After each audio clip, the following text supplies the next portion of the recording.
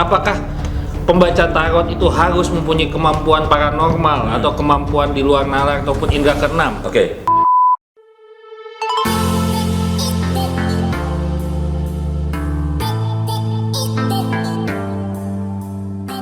Halo Science Seekers, bersama Denny Darko kembali di mana tidak ada yang namanya misteri, yang ada adalah tanda-tanda yang coba kita mengerti. Bersama saya, Galih Ginanjar.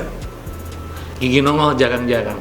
Halo Mas, apa kabar? Apa kabar? Habis nih tadi serius mulu ya. Halo Sensi, kalau kan Galih Ginanjar, Gigi nongol jarang-jarang. Nah, takutnya itu Science Seekers yang di sini, ini semua kaumku ini namanya Science Seekers. Science Seekers. Ini adalah penonton sinetron bidadari. Kalau dulu karakternya kan nggak banyol, ya kan? Tapi ternyata inilah Galih Ginanjar yang sesungguhnya, Galih Ginanjar yang fun. Yang fun, soalnya beda banget kalau kita lihat-lihat di sinetron kan itu sesuai dengan skrip ya. Iya, jadi kayak kita harus marah-marah. Pada gue emang dari kecil nggak pernah belajar Marah-marah. care. Jadi kalau ngomong marah-marah gak susah. Jadi sesuai dengan skenario kita harus marah. Padahal kita enggak. Iya. Tapi dulu karakternya karakter ini kan, protagonis kan? Iya, karakter protagonis. Cuman kadang-kadang protagonis suka menyamar jadi antagonis. Kalau kita lawan mainnya misalnya menyiksa pasangan kan, kita marah-marah aja. Jadi antagonis. Antagonis mulu. Sebenarnya jadi- antagonis sih. Ya tergantung bayaran. Nah, Cuman aslinya ya begini, dan kamu ini datang pengen nanya ya, kemarin kan aku meramal Kumalasari, terus kamu bilang Mas kapan kita ketemuan pas nanti aku pamit keluar nggak ketahuan Kumalasari, pengen belajar tarot karena dulu katanya pernah belajar ya waktu itu ini. pernah belajar, cuman kemarin ngelihat Kumalasari kok enak banget ya kan, omongannya didengerin, sedangkan omongan gua kan didengerin. Oke, tapi dulu emang pernah belajar Pernah kan? belajar. Jadi nggak terlalu susah nanti. Oke, tapi biar yang di sini juga mungkin ada yang pengen belajar, penasaran, nggak apa-apa, kita akan bahas. Nanti nanya-nanya ya dari yang dasar juga nggak masalah. Tapi kalau yang penasaran diramalnya seperti apa, ada di video sebelumnya, ini cuplikannya. Semua yang ada di sana yang merasa seperti ini, jangan disimpan perasaannya terus dihakimi. Dihakimi dalam artian, kayaknya dia udah nggak demen lagi sama gue nih, kayaknya gue udah nggak diarepin lagi deh. Tapi ngobrol dulu. Nah, kalau udah lihat tadi cuplikannya, Enak banget kayaknya. jadi sebenarnya Kayaknya menjadi seorang peramal tuh enaknya ditanya-tanya ya kan. Tapi nanti kalau buat gue, kalau emang gue bisa jadi peramal, nanti yang pintu pendaftarannya Kumalam. Dia akan menyaring. Oh gitu. Siapa yang bakal diramal sama gue? Karena kan gue nggak mungkin. Ntar kayaknya cowok semua ada yang disaring. Nggak apa-apa. Yang penting nggak berantem gue sama bini. Oke. Nah, jadi tapi ini apa namanya? Kartu ini nih sebenarnya kartu yang unik. Kalau kartu yang sebenarnya ada kebanyakan itu seperti ini. Sebentar, boleh minta kartu yang Kalau menurut saya ini kartu saya baru lihat. dua muka ya? Bukan masa dua muka, dari segi gambarnya itu biasa kan kalau tarot Agak kuno. terus jadul. lebih ke lukisan tangan ya kan. Kalau ini lebih Realistik ya? Ya, betul. Naturalis gitu gambarnya ya. Udah orang benar-benar kelihatan orang. udah tumbukan. Sorry. Mungkin ini disebutnya tarot milenial kali. Bentar. Bentar, Sunseekers, ternyata kartunya diambil sama Sunseekers. Nah, biasanya kalau kartu tarot yang orang tahu satu sisi, di baliknya batiknya ini agar nggak terlihat kartunya apa, di baliknya lagi baru si kartu itu tadi. Nah, Kalau kartu yang ini kartu namanya Rider White, jadi memang dikarang oleh satu orang, dan ini sebenarnya adalah kartu yang sama cara penggambarannya, tapi digambar lebih realistis saja. Betul. Jadi kalau kita lihat ini Wheel of Fortune nih, saya cariin gambar yang sama ya di kartu yang sama ya, tapi gambarnya pasti berbeda. Wheel roda of Fortune. keberuntungan ya. Ya, roda keberuntungan. Jadi kalau dapat kartu itu biasanya sesuatu yang sebelumnya itu di atas akan berubah jadi ke bawah. Sesuatu yang di bawah akan berubah jadi ke atas. Jadi kalau kita lagi sial bisa jadi untung, kalau untung bisa turun. Ya, tapi bukan berarti itu jadi sial. Tapi ini kartu peringatan. Jadi kalau kita dapat kartu itu kita akan tahu, kita harus lebih rajin. Kita harus cari jalan keluar. Ini akan ada sesuatu yang akan affecting sesuatu yang kita kerjakan sekarang. Seperti itu. Nah, ntar Wheel of Fortune. Ini kartunya bolak-balik, jadi harus hafal bener ininya apa, karena gambarnya nggak sesimbolik yang itu. Nah, ini dia. Nah, lihat. Jadi tuh gambarnya agak berbeda ya. Betul. Karena ini ada di sini. Oh, dia bolak-balik di sini nggak? Enggak. Nah, kalau di sini kan ini ada gambar si 4 creatures ini, di sini nggak ada, tapi diwakilin sama ini, sama yang di belakang. Nah, jadi memang pengertiannya beda-beda karena artnya juga beda. Otomatis di setiap kartu tarot itu ada bukunya kali. Nah, buku itu akan menjelaskan arti setiap simbol ini apa. Nah, kalau buat sensikers yang nggak punya buku, pengen penasaran nih, Googling. oh bisa juga? Iya.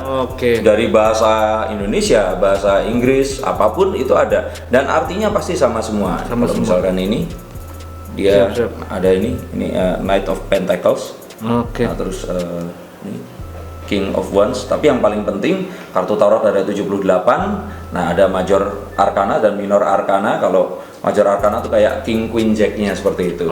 Kartu-kartu yang menunjukkan sifat-sifat kayak misalkan Strength, terus the Sun, the Moon seperti itu. Nah, ada juga yang sifatnya itu kartu nih.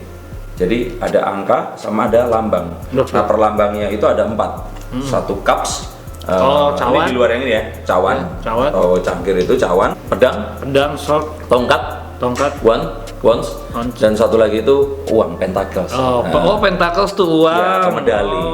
Saya pikir tentacles, Squidward. Oh, pentacles. Bukan. Pentacles. Oke. Nah, ini setiap kartu itu punya makna yang berbeda-beda. Betul. Nah, biasanya maknanya itu disimbolkan dari gambar-gambar yang ada di situ. Semakin gampang kita membaca simbol, semakin gampang kita untuk relating atau kita menyambungkan dengan pertanyaan orang tersebut. Nah, tapi yang paling penting di feeling kita. Feeling kita ini keluarnya apa waktu orang bertanya. Misalkan kartu tentang temperance ini. Ini kartu tentang gimana kita diminta untuk berhenti dulu, melihat keadaan sekitar, terus kita menimbang-nimbang. Karena ada gambar dia kan ini dari satu cup ke cup yang lain di. Terus cupsnya kalau dilihat warnanya gold sama silver, ini artinya berbeda. Jadi tiap kartu itu memiliki arti yang berbeda, pengertian yang berbeda. Jadi kalau orang nanya satu kartu ini bisa artinya berbeda. Bahkan nanya sekarang sama nanti itu artinya juga berbeda. Nah, saya mau tanya gini, Mas. Di pikiran saya kan dulu kan saya cuma belajar cuma sepintas doang ya, cuma melihat, mengenal dengan lambang-lambang. Nah, sekarang begini. Bedanya pembaca tarot sama paranormal apa sih? Apakah pembaca tarot itu harus mempunyai kemampuan paranormal atau kemampuan di luar nalar ataupun indera keenam? Karena saya nggak bisa loh. Ya, saya juga nggak bisa. Jadi, nggak bisa? Yang disebut paranormal itu berarti kan sesuatu yang di luar normal ya. Pendukung sesuatu yang normal. Kayak paramedik, parachute, nah kayak gitu. Nah, kalau kita lihat paranormal ini, itu orang yang sebenarnya bisa mengartikan sesuatu. Tapi saat dia melihat sesuatu yang lain, ya tetap dia membaca tanda. Makanya saya bilang saya membaca tanda. Yang saya baca di sini tanda. Nah, sama kalau saya lihat ini sama kayak kita baca GPS, Global Positioning System. Kalau di teleponnya Sensikers dilihat ada tombol Google Map, atau Maps-nya, atau Waze, atau ya itulah macam-macam itu. Kalau dinyalakan, kita dari satu titik ke titik yang lain kita kan diperkirakan ini berapa menit. Betul. Jaraknya berapa kilometer? Berapa belokan? Nah, tapi itu semua jatuhnya ramalan. Karena dia cuma menginformasikan kejadian saat ini. Nah, begitu berubah berapa detik kemudian, tiba-tiba ada kecelakaan. Atau misalkan ada iring-iringan orang nikah, atau ada klub misalkan Harley lewat seperti itu, perjalanan menjadi lebih macet daripada sebelumnya, otomatis prediksinya jadi salah. Harus dikalibrasi, harus diprediksi lagi seperti itu. Jadi ini sebenarnya adalah cara kita untuk melihat masa depan. Nah, kalau dulu kita datang ke seseorang, orang itu tuh pasti kalau orang melihat ada salah satu orang itu, salah satu ustadz itu ngasih tahu ke saya, dia itu meramal. Itu sebenarnya bukan meramal, tapi ilmu kauniyah katanya. Jadi melihat sesuatu berdasarkan satu pertanda yang diberikan oleh Sang Maha Kuasa. Misalkan dia dapat telepon nih, nanya, Pak, saya sedang di depan satu orang, nah saya harus menentukan bisnis nih. Bisnis ini saya harus tolak, saya harus diamkan, atau saya terima. Nah, dia akan diam dulu nih. Kalau tiba-tiba si orang ini tadi bertanya, misalkan ya, ini saya akan diterima nih. nggak terjadi apa-apa. Ini saya akan ditolak nih. Ini saya diamkan nih. Tiba-tiba ada mobil lewat. Nah, itu pertanda. Berarti jawabnya diamkan. Yang didiamkan. Seperti itu. Nah, tapi itu adalah cara orang dari zaman dulu. Nah, orang sekarang merasa ya tetap minta petunjuk kepada Sang Maha Kuasa ya. Dia berdoa. Nah, pas dia berdoa, dia harus pasang telinga, lihat mata, dia nunggu sesuatu sampai akhirnya ditunjukkan tanda. Tetapi ada yang bilang loh, tapi kan bisa aja tandanya itu kebetulan. Nah, orang-orang ini tadi percaya kalau nggak ada yang namanya kebetulan. There's no such thing as coincidence. Jadi mereka akan bilang kalau ya itu memang tanda yang diberikan, kita harus percaya tuh. Bahkan ke sesuatu yang kecil nih, misalkan kita diem ada suara cicak, nah itu bisa aja jadi tanda. Kayak gitu. Nah, paranormal sesakti apapun dia pasti melihat tanda. Benar, kemarin gue juga begini mas. Kemarin juga saya merasakan tanda begitu kelaparan, tiba-tiba ting ting ting ting ting ting ting ting. Nah, tukang bakwan lewat itu. Nah, pertanda saya harus itu jajan tanda. dan rezekinya dia. Bener. Itu ada pertanda Bener. rezeki buat dia. Tapi sebenarnya kalau kita mau ngomong di semua hal, mau hujan pun tiba-tiba tuh kan langit mendung. Kita bau kayak bau tanah, karena lembab kan, kelembapan humidity-nya kan naik kan. Iya. Nah, sebenarnya sesuatu itu sebelum terjadi, yang Maha Kuasa tuh memberikan tanda sebenarnya. Sakit perut mau ke belakang juga udah ada tanda-tandanya kan? Iya, makanya. Nah, sebenarnya gimana caranya kita melihat tanda? Makanya saya bilang kalau saya ini sebenarnya melihat tanda, membaca tanda dan mencoba mengartikan tanda. Berarti saya nggak harus punya kemampuan khusus indra keenam ya. Nggak perlu. Oke. Dan toh juga kita di sini kan sifatnya ini konsultansi. Apapun yang diberikan itu nggak mutlak. Kalau mutlak ya kita mencoba menyamai yang Sang Maha Kuasa. Kalau mutlak ya saya harusnya bisa tahu nih kapan saya meninggal, kesebelasan apa yang menang di pertandingan bola, atau misalkan pasang lotre. Pada kenyataannya enggak. Dan di dunia ini nggak ada orang yang bisa seperti itu. Kalau ada, sini saya tantang dia. Karena kalau ada dia pasti udah kaya raya. Betul. Gitu. Nah, tapi balik lagi. Jadi kalau Galih mau belajar ini sebenarnya diasah kemampuannya. Ada juga klub di luar sana yang bisa kalau ketemu kita nanti ngobrol-ngobrol, saya juga ajak ketemu nanti. Ini kita harus sering-sering mengartikan si ini tadi kartunya. Jadi tiap kartu ini punya arti yang berbeda dan kita akan coba belajar, dan semakin kita sering membaca, kita akan semakin sharp, semakin tajam untuk melihat tanda. Gitu. Tapi nggak usah selalu serius, karena Galih yang kita lihat ini kan Galih yang fun gitu loh. Bisa arahnya ke sana juga. Bisa. Oke. Karena kalau di kartu ini tuh kan udah kelihatan banget. Misalkan ini tuh, lihat pedangnya udah gampang dihitung. Ada Kalau di tiga. situ lebih samar, gitu. Kalau beberapa kartu yang dia itu lebih advance, gambarnya akan lebih samar dan dia akan lebih kelihatan apa ya, tone warnanya itu berbeda-beda. Nah kalau di sini kan dia kan udah jelas nih, tone warnanya tone warna yang memang kuningnya dia itu kuning rata begitu, kulitnya juga dibuat putih dan sebagainya. Ini memang ada maksudnya. Nah tapi nanti kita akan bisa ngobrol lagi di obrolan berikutnya. Tapi pada dasarnya semua yang kita lihat di sini itu bisa diartikan, bisa kita coba untuk terjemahkan dan kita cocokkan dengan pertanyaan si penanya. Oke. Jadi satu kartu ini kalau ditanya tentang asmara, tentang keuangan, karir dan sebagainya, itu jawabannya pasti berbeda-beda. Betul. Nah sekarang yang mau tanyain, apakah klien kita harus ada di depan apa tidak kalau untuk mengamalkan sebuah tarot? Akan lebih baik klien ada di depan, dia yang draw kartu, dia yang narik kartunya. Oke. Nah, tapi kalau ternyata klien itu nggak ada di situ, sebaiknya kita upayakan berhubungan lewat telepon, video call dan sebagainya.